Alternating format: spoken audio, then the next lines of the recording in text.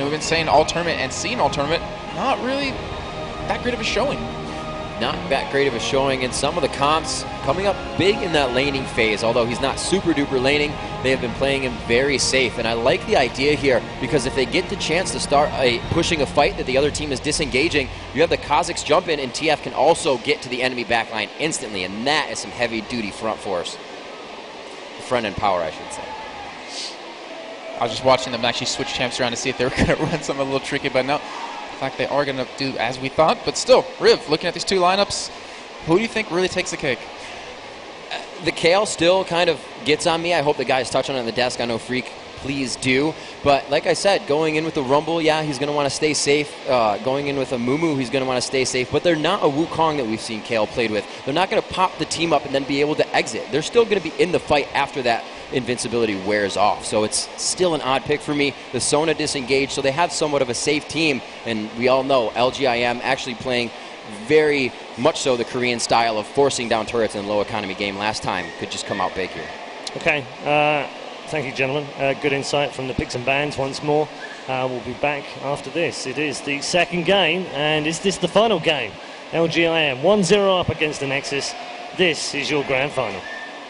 Thanks a lot, guys. I'm here once again with the most beautiful freak I've ever seen in my entire life. He only makes that face when Timo's picked normally, so I'm starting to win him over. At some point, he's going to become my friend. Could be pushing it. That's pushing it a little bit. I appreciate the compliments. Thank you. I assume they're in earnest, but it takes a lot. My list is full. I don't really want to remove someone because then I'd feel bad. Oh, look, would you? So, Freak, moving on to the game. No. I'm ill. Oh, you nearly fell into me, and that could have been the death of you. I might have died. The thing is, Rivington blamed me this morning for his new cough that he's suddenly developed, but actually it was passed to me, so technically I'm only one in the chain here. You don't shoot the messenger. It's not your fault. It's not my fault. I know that. So anyway, moving on to the more important stuff rather than illness and compliments and all that stuff. What do you think to these two lineups that we've got coming out from Anexis and LGIM? I like the adaptations that Anexis have made. That I think using Rumble in Misfortune is better than using Wukong in Misfortune. I think it's more damage output overall. And putting Kale into that lineup is really nice because the way they've been kind of losing fights before was basically someone getting one-shotted by a Cho'Gath. And as long as Kale's the one not getting silenced, she can prevent that from happening, really counteract what LGIM is doing to them, and put themselves in a much better situation. So, and as well as Kale being a great damage source in general, whether she goes Leandries or AP Burst, I think it's just an overall strong champion that especially complements a team fighting against Kazakhs and Cho'Gath. And we have the new Kale skin, which is glorious. It's amazing. Glorious. It's very glorious. So, level 1, can we expect anything here? Sorry, I'm just watching Kale. So anyway, yes, level 1 looks like LGIM is going for the exact same brush they were in the last game. They decided they really like this patch of grass. It suits them well. The nice tall leaves can keep Cho'Gath hidden despite his tall stature. And it's a comforting place for them. It feels like home. So that is where their invade seems to be coming from. The fact that they are stuffed up like this means they're almost definitely going to go in. And they're throwing Anexis for a loop here because they're like, last time we picked the Mumu, they invaded our blue. So we're going to ward our blue and make sure they don't steal it. And they're going for red. And there's the Rupture. Oh, look at Arkwell's positioning there. He was just outside range there of that knockup. That was actually the most impressive bit of positioning that I've seen in a long time. I mean, yes. Most people wouldn't stand so far in that. I mean, you'd stand further forward to see them coming earlier. Sure. If he'd have done that, he would have been caught. That was an absolutely great play right there. So good thought by him to be like, I'm going to stand in this corner and hope you miss the Rupture, and did that. Now, standard lane's here for Anexis. They're taking the double golems, trying to get a little bit of an experience advantage. LGIM, because they got spotted and got no advantages, are actually not able to invade successfully here. And of course, Ring having to learn Rupture at level 1 for that. He's getting a very, very strong toll here from his AD carrying support. And that's where he's going to be starting off on the other side of Mumu. Has already done his blue, and with a little bit of help there from Kale. So let's go through these lanes then. Top lane Rumble versus Kazakhs. Your opinions on that one, Freak? I like Rumble a lot, but there's a lot of room for Kazakhs to like suddenly burst people down. We've seen a couple of Kazakhs matches where suddenly the guy is isolated and he WQs and he loses a third of his health. If Zaxxon can keep that from happening, he'll tend to win this lane, but he's got to play this pretty much immaculately to make sure he doesn't get those random spikes. There we see early on, yeah, spikes actually coming in. Not doing too much damage as of yet. And you can see that Rumble there, actually, with the Flame Spitter, is able to outmatch him, outdamage him even this stage of the game. Yes. So middle lane, Kale versus Twisted Fate. Despite the two beautiful skins that we have lined up, how does the matchup work? Well, I actually like Kale here quite a bit. I think she's going to tend to outfight Mid King. The Q can't miss, whereas Mid Kings can. Whenever he locks a card, Kale can easily react to the situation and kind of sit back. And the rest of the time, she can just turn on Righteous Fury and tend to be really annoying. So I like Silver here. I think he's going to be able to do really, really well. But he can't stop Twisted Fate from ulting out and helping a side lane. And the bottom one, a bit more of a standard one that we've discussed time and time again in these last few months. Misfortune Sona against Ezreal Zyra. This is a lane that I'd said many, many times I felt like Sona had the advantage because she can kill off the plants and she can sustain, but we've actually been shown almost every single time that Zyra is putting out more damage and actually kind of scaring out the opposition. What we are seeing here, though, is Anexis, much like we saw in the other semifinal against LGIM, they were pushing against that bottom lane, shoving them to their turret, and it actually worked quite well. So we'll see how that pans out. I think it's one of the more close lanes here. That's a little bit more difficult to call. And which lane do you think we're going to see the most aggression in there, especially when the jungle has started to get involved? I think the bottom lane is most likely just because it's very, I think, easy to kill Sona in general. Misfortune's not very escapable, and Jungle Cho'Gath does have some pretty good ganks with Zyra. So what have we got early on then here? 28 to 23 CS in this bottom lane. Ezreal starting out with that Doran's Blade. Longsword and Pots was the choice of Misfortune. In the middle lane, both actually went Boots and Pots. Top lane actually Flask now with Pots finished for Kha'Zix, and over for Rumble he's got himself a cloth armor and those boots of speed as well. Yeah, so I like Xaxis here because he went back for those secondary items, put down a great ward that's going to reveal most of Cho'Gath's ganks. Now it's kind of onto him to not sit near this brush and not be in range of ruptures from a lane gank Cho'Gath. But here's the mid lane gank. Celiva was in a little bit of trouble there. The ironic thing is that the stun card came down from Twisted Fate just before he walked into the range of the rupture from Ring. If it was literally a fraction of a second before that, it would have been a totally different outcome completely. But that's how it goes sometimes. Celiva did burn his flash though, and that's definitely an opportunity, although Mid King did use his flash and his ignite. Yeah, so I was wrong about that. It seems ganking for Twisted Fate is even easier than ganking for a Zyra, and that is pretty true. So now it's on Kale to play far back. Expect Cho to kind of camp this lane and try to look for another one. That said, TF has also burned his flash, so he's also available. But here comes Overpower. Overpower here up by that Tribush. Lasher and Paragon both going to be reacting to this one. Right, brilliant dodge from Overpower, but is he going to have enough health here to survive this one? Not going to take much more to take him down. Actually, Paragon has gone fairly low, but here comes Mid King. Rupture going to land onto Arkwell. This is going to spell disaster. First blood, Paragon. He will flash away, uses that cleanse, and now Sullivan turns his attention over towards Lasher. Gets stunned up. He's going to go down. Takes Paragon with him though, but now they turn back around. Grom is low health. Where is the card Twisted Fate? He doesn't quite have him just yet, as Overpower is going to bandage toss his way back in there. He can't quite catch up. There's a stun card again. It's not going to take much to finish him, and it is Mid King that gets the kill. Wow, just getting enough mana there to land the stun card really, really helpful for that one. 3-1 in that fight, ridiculously close. A great cleanse by Paragon to get rid of the Ignite. Arkwell actually did not flash the Rupture. The reflex is not there for him, unfortunately. And that would have been a much different situation if he had not been hit by that. He would have been able to put out more damage, and that fight might have been a bit different. Well, it ends with a 3-1. Obviously, a long fight at this stage with everyone being limited in terms of the amount of damage that they've been doing. This top lane lone the entire time have been going head-to-head. We have the Tear of the Goddess now already finished up by Kha'Zix. He's picked that one up on his last trip home. He is slightly behind here in the CS. If you look at levels, actually it's just half a level right now, and that's literally just the time that Lilac went back. Yeah, so basically here, you've got a very equal matchup. Ultimately, a little bit of damage. Actually, nice as he evolves the spikes. He actually takes a bit of Flame Spitter damage. It does lock you up for about a half second as you play that animation. So, nice little move there. Damage from Xaxis, but his bottom lane, once again, we're seeing it very, very, very close. Well, Misfortune has minion kills. There is a champion kill and an assist here for Ezreal. Now seeing the blue buff being given over towards Twisted Fate as well. He is now level 6, and we all know that's when Twisted Fate starts to get interesting. And speaking of that, he is going to go in. They are going to be going down on towards his bottom lane. It's Grom that's the target. The root's going to land. He is dead. It's Paragon that picks up his second kill of the game. Very, very nice gank right there, and that is ganking with Twisted Fate for a Zyra lane. You land the stun, you wait for that to land, and then you just have the easy grasping roots on the back of that one. So great play there. Alec and Zach is actually really going head-to-head here. He can put out some pretty good damage with overheat, but he's got to be worried about the isolation damage. And looks like that Flame Spitter is still fearsome enough. Lilac not really wanting too much trouble from Rumble. Yeah, he still needs to be a little bit careful of that one and how he can overextend into that position. I'm certainly not scared of him at this stage.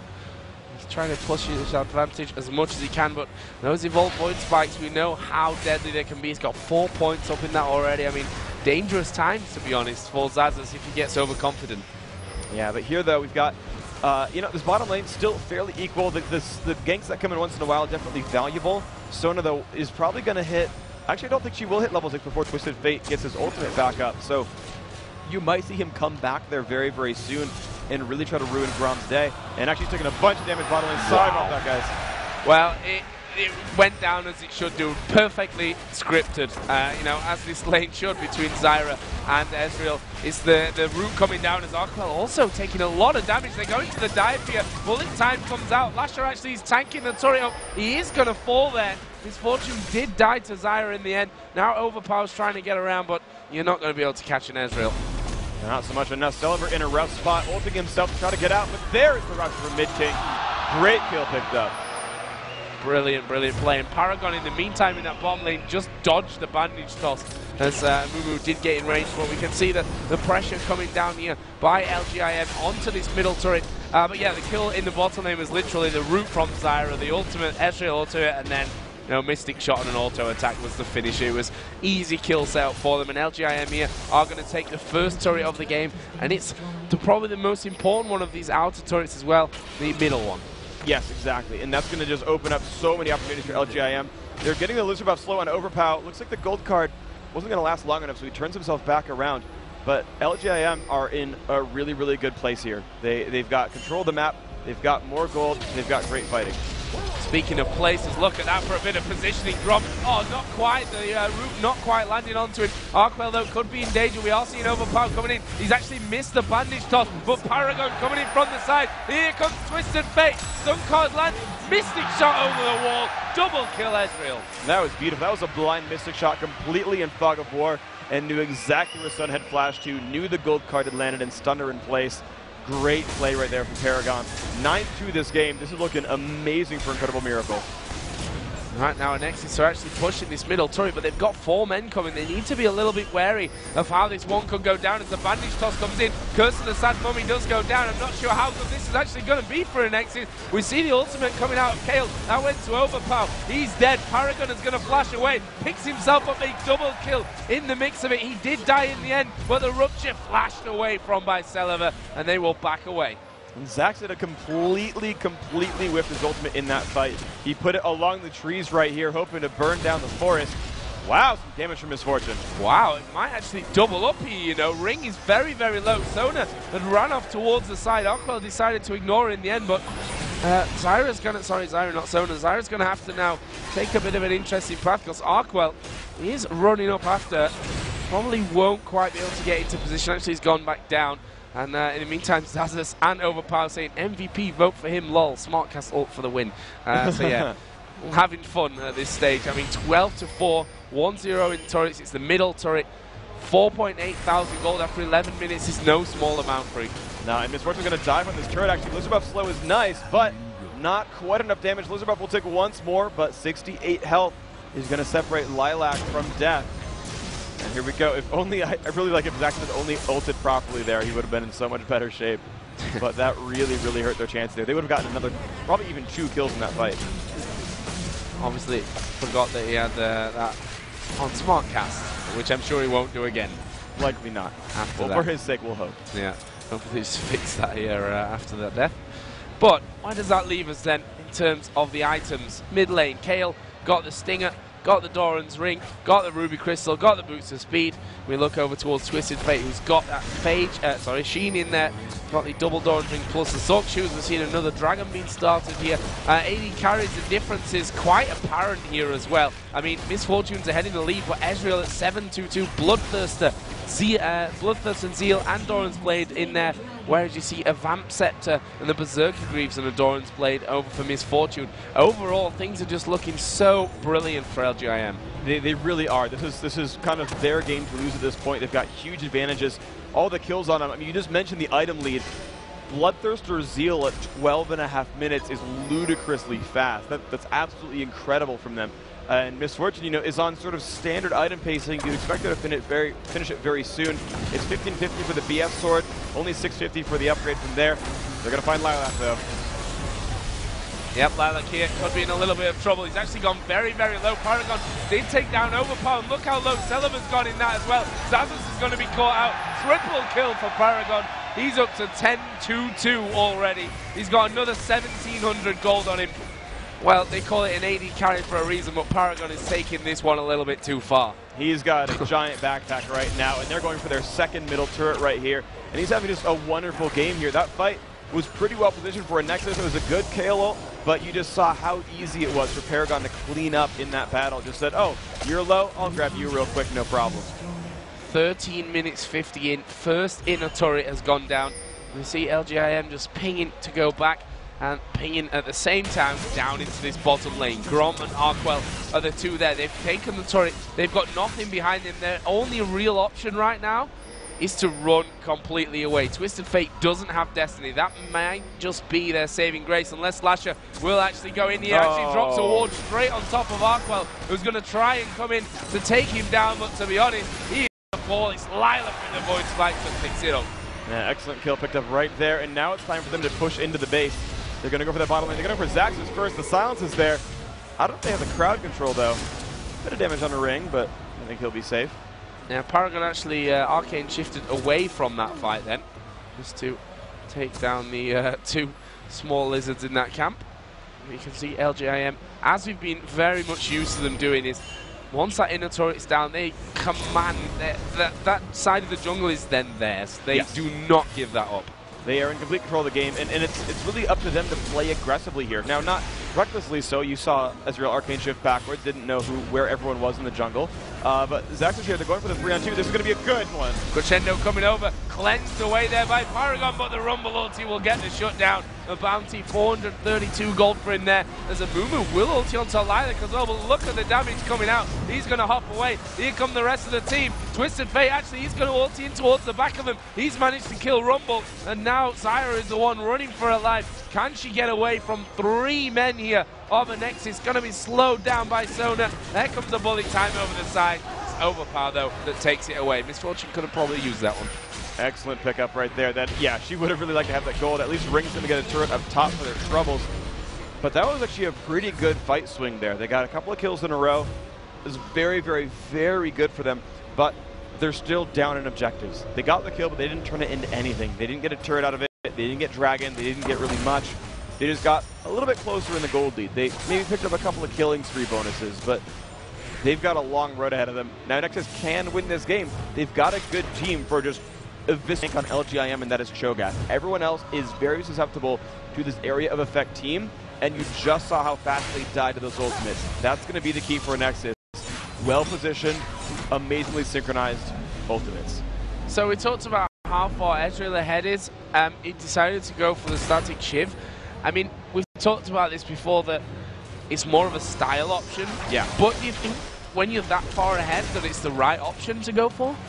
I don't know if it really makes much of a difference. The difference in stats actually not that high. I think Ezreal probably more than any other champion or any other AD carry probably uses static shift the best, because he moves around the most. Moving does generate static shift charges, which will prepare it more often. And, you know, he's a champion who's going to get occasional poke more than most other champions. You know, those long-range Qs every once in a while, he's going to get the burst from it. But at the top lane, Zax is getting chased down by Lilac. He's taking quite a bit of damage here, now under his turret, and Lilac is just going for this. Look at the damage output there. Kale ulting, but a little bit late.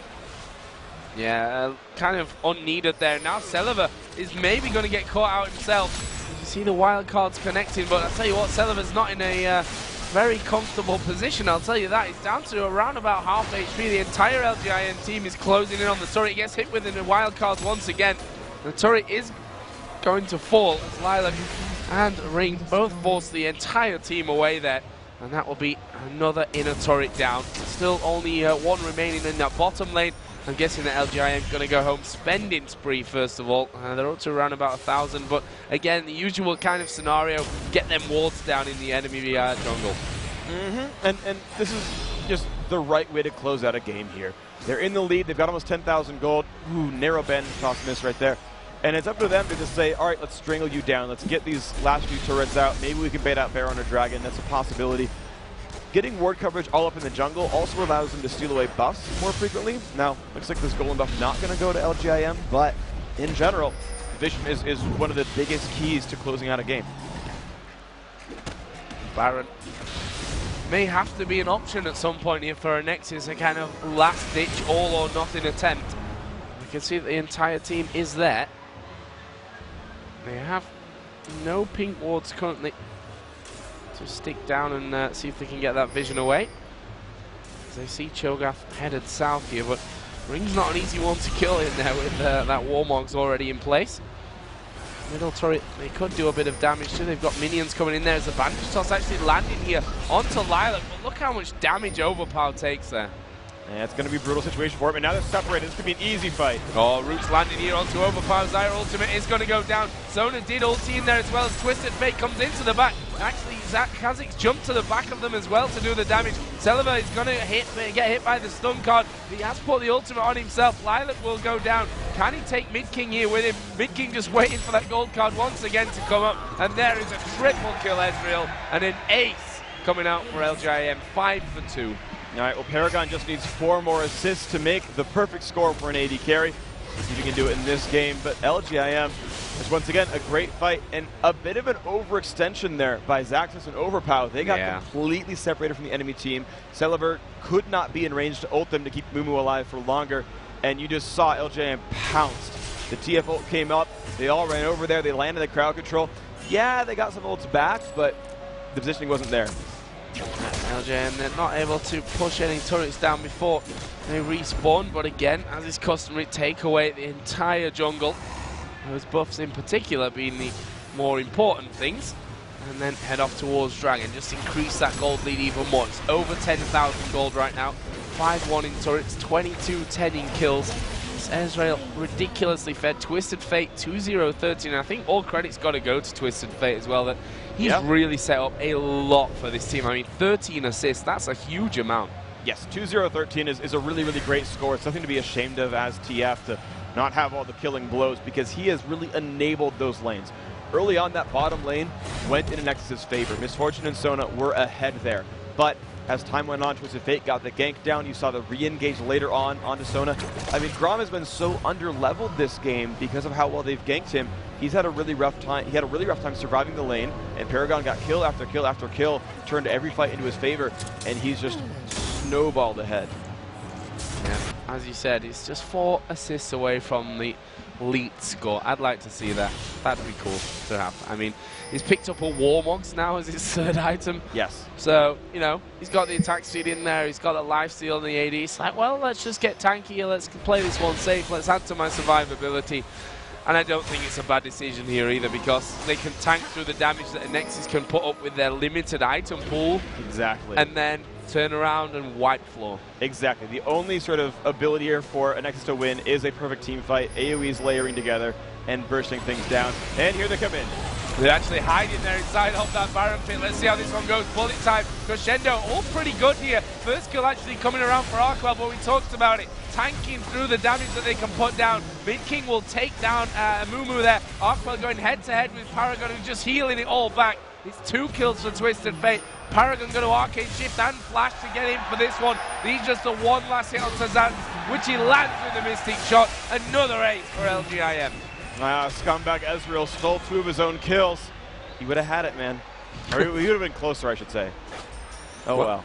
Well, this could be one of the final pushes for LGIM. this is just not a game that Anexis are going to look back on and be proud of themselves, because LGIM have just come out of the blocks absolutely sprinting, and they've not really slowed down at all. No, not at all, but they know the respawns are back. They know they would lose a fight inside of Anexis' base and give up Baron if they lost that fight. So instead, they're going to get themselves back to base, heal back up, death cap up on Twisted Fate. There's items all over the place for them, and they're going to make sure they don't do anything to throw this one away. You saw the early game damage, or sorry, the early fight damage was great from Anexis, but that was about as well positioned as you could have hoped. A good KO blocked a lot of the damage, but they didn't have anything. They couldn't kill them off. And so I don't know what Anexis can do here. And we see now as well Bloodthirst, a Brutalizer, plus a Giant Spell in there for Kha'Zix, getting really, really deadly. Rabadon's Death Cap was also finished for Twisted Fate in that last return home. Sheen coming out for Ezreal, headed up no doubt towards that Iceborne Gauntlet, which just gives him, with that Warmog, so much survivability, the ability to kite forever. Yes, and that's just difficult. There's not a lot of openings here.